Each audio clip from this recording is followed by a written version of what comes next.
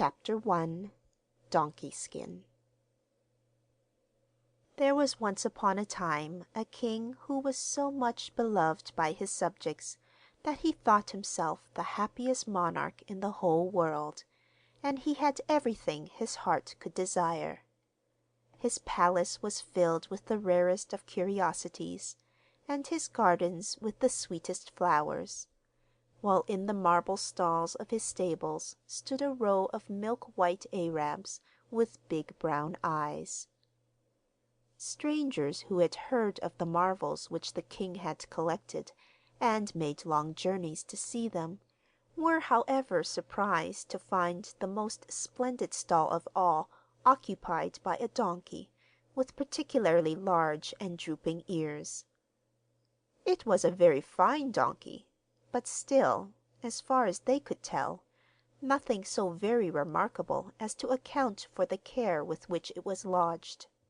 And they went away wondering, for they could not know that every night when it was asleep, bushels of gold pieces tumbled out of its ears, which were picked up each morning by the attendants. After many years of prosperity, a sudden blow fell upon the king in the death of his wife, whom he loved dearly. But before she died, the queen, who had always thought first of his happiness, gathered all her strength and said to him, "Promise me one thing. You must marry again, I know, for the good of your people as well as of yourself. But do not set about it in a hurry. Wait until you have found a woman more beautiful and better formed than myself."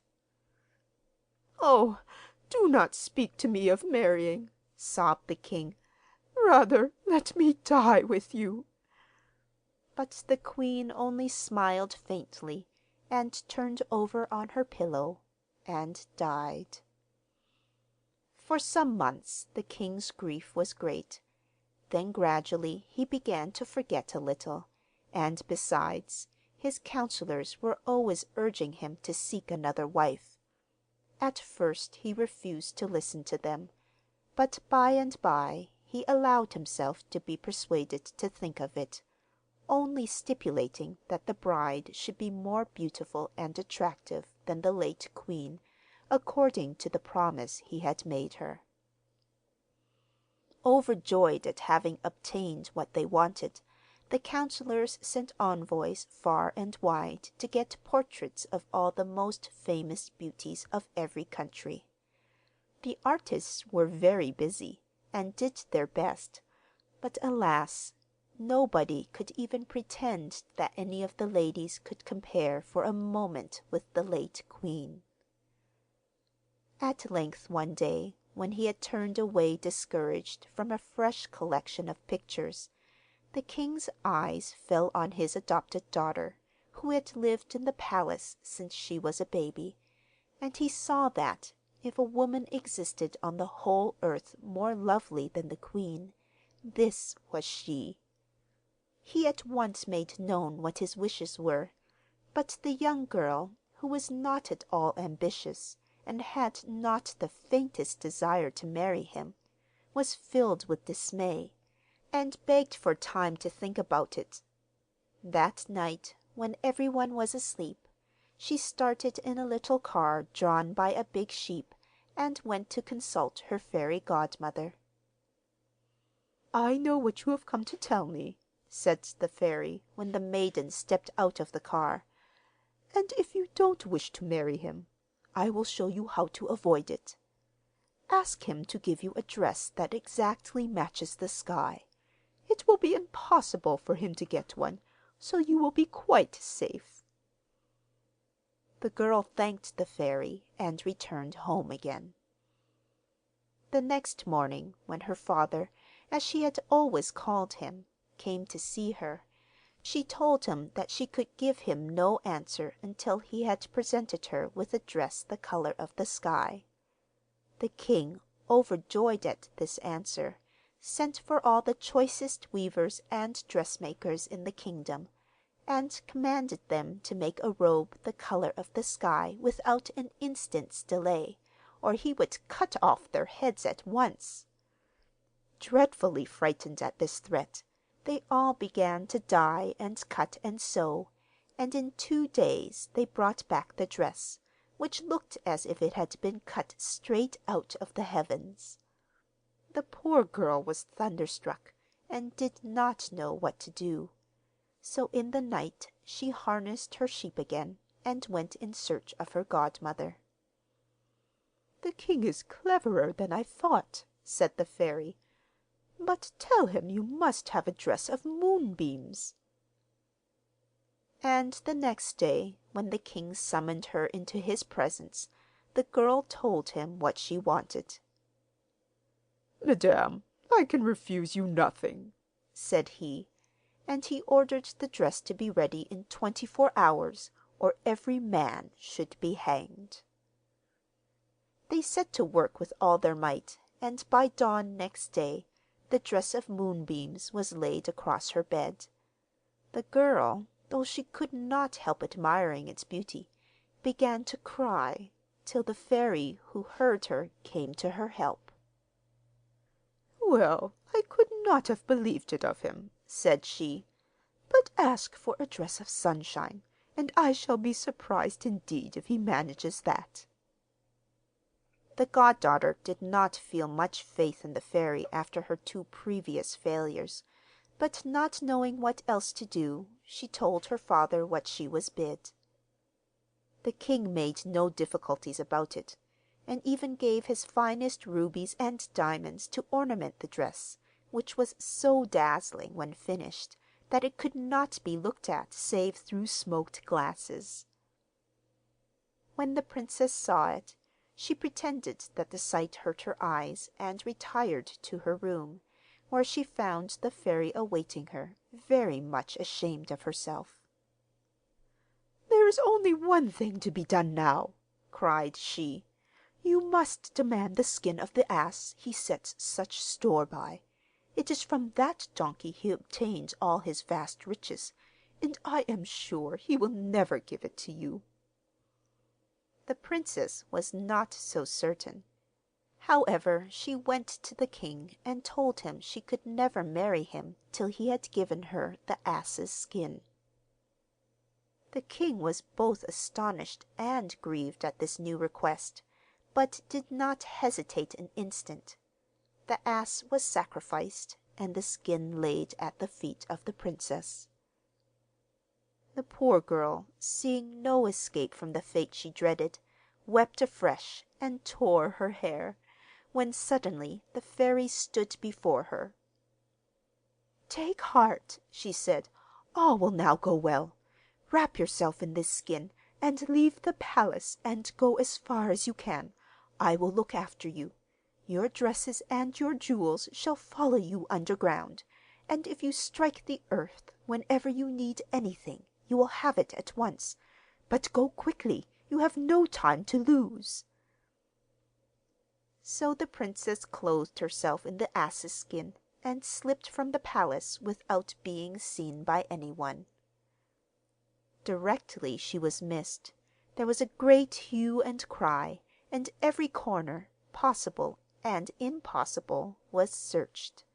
Then the king sent out parties along all the roads, but the fairy threw her invisible mantle over the girl when they approached, and none of them could see her. The princess walked on a long, long way, trying to find someone who would take her in and let her work for them.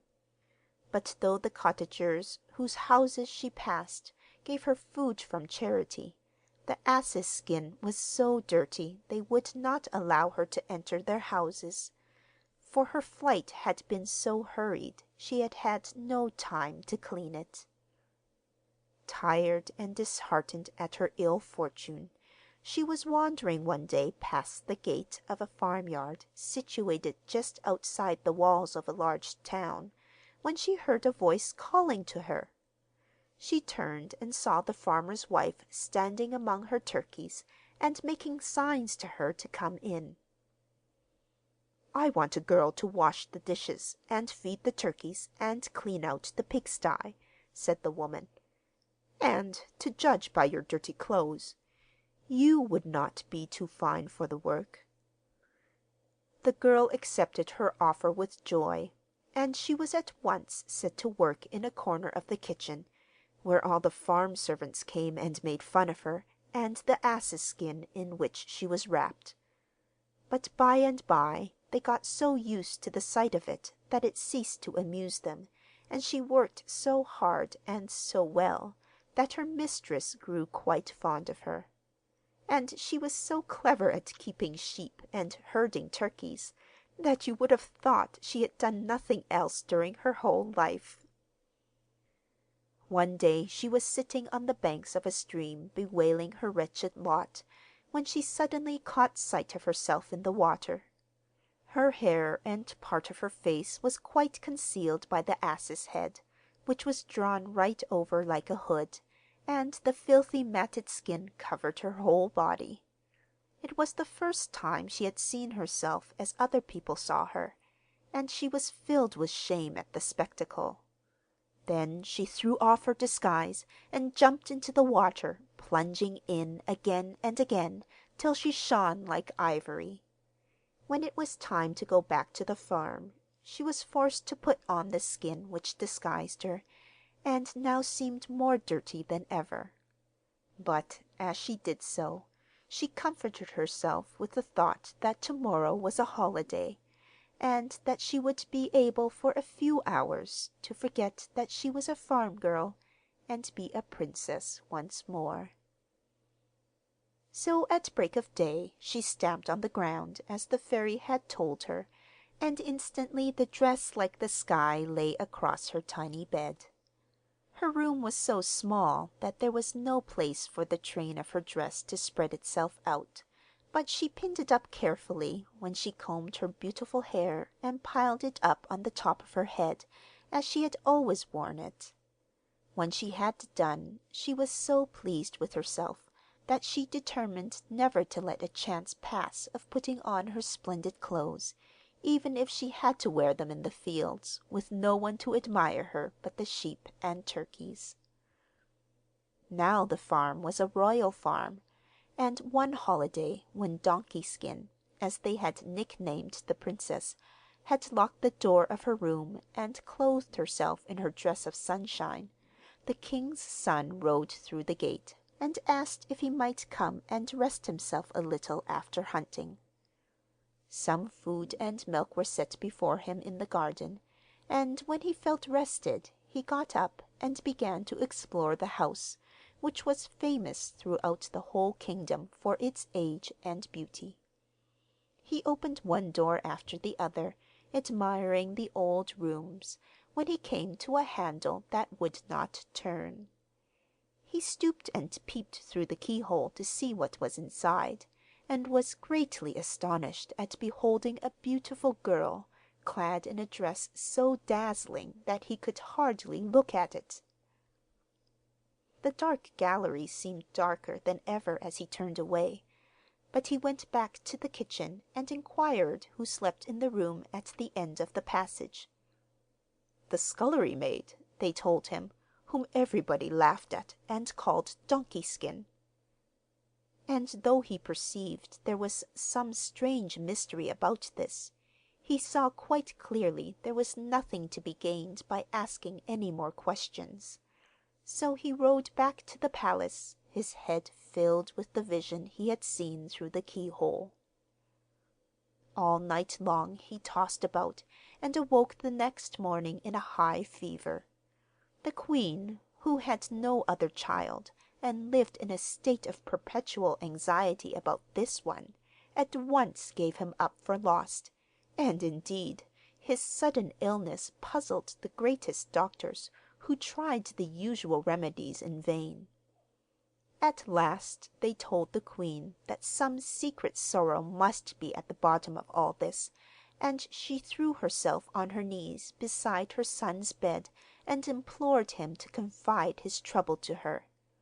If it was ambition to be king, his father would gladly resign the cares of the crown and suffer him to reign in his stead. Or if it was love, everything should be sacrificed to get for him the wife he desired, even if she were daughter of a king with whom the country was at war at present. "Madame," replied the prince, whose weakness would hardly allow him to speak, "do not think me so unnatural as to wish to deprive my father of his crown. As long as he lives, I shall remain the most faithful of his subjects. And as to the princesses you speak of, I have seen none that I should care for as a wife, though I would always obey your wishes, whatever it might cost me." "Ah, my son," cried she, "we will do anything in the world to save your life, and ours too, for if you die, we shall die also." "Well, then," replied the prince, "I will tell you the only thing that will cure me: a cake made by the hand of Donkey Skin." "Donkey Skin!" exclaimed the queen, who thought her son had gone mad. "And who or what is that?" "Madame," answered one of the attendants present, who had been with the prince at the farm, "Donkey Skin is, next to the wolf, the most disgusting creature on the face of the earth. She is a girl who wears a black, greasy skin, and lives at your farmer's as henwife." "Never mind," said the queen. "My son seems to have eaten some of her pastry. It is the whim of a sick man, no doubt, but send at once and let her bake a cake." The attendant bowed, and ordered a page to ride with the message. Now, it is by no means certain that Donkey Skin had not caught a glimpse of the prince, either when his eyes looked through the keyhole, or else from her little window, which was over the road. But whether she had actually seen him, or only heard him spoken of, directly she received the queen's command, she flung off the dirty skin, washed herself from head to foot, and put on a skirt and bodice of shining silver. Then, locking herself into her room, she took the richest cream, the finest flour, and the freshest eggs on the farm, and set about making her cake. As she was stirring the mixture in the saucepan, a ring that she sometimes wore in secret slipped from her finger and fell into the dough.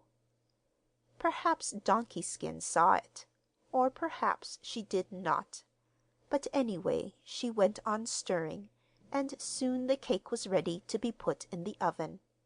When it was nice and brown, she took off her dress and put on her dirty skin, and gave the cake to the page, asking at the same time for news of the prince. But the page turned his head aside, and would not even condescend to answer. The page rode like the wind, and as soon as he arrived at the palace, he snatched up a silver tray and hastened to present the cake to the prince. The sick man began to eat it so fast that the doctors thought he would choke, and indeed he very nearly did, for the ring was in one of the bits which he broke off, though he managed to extract it from his mouth without anyone seeing him.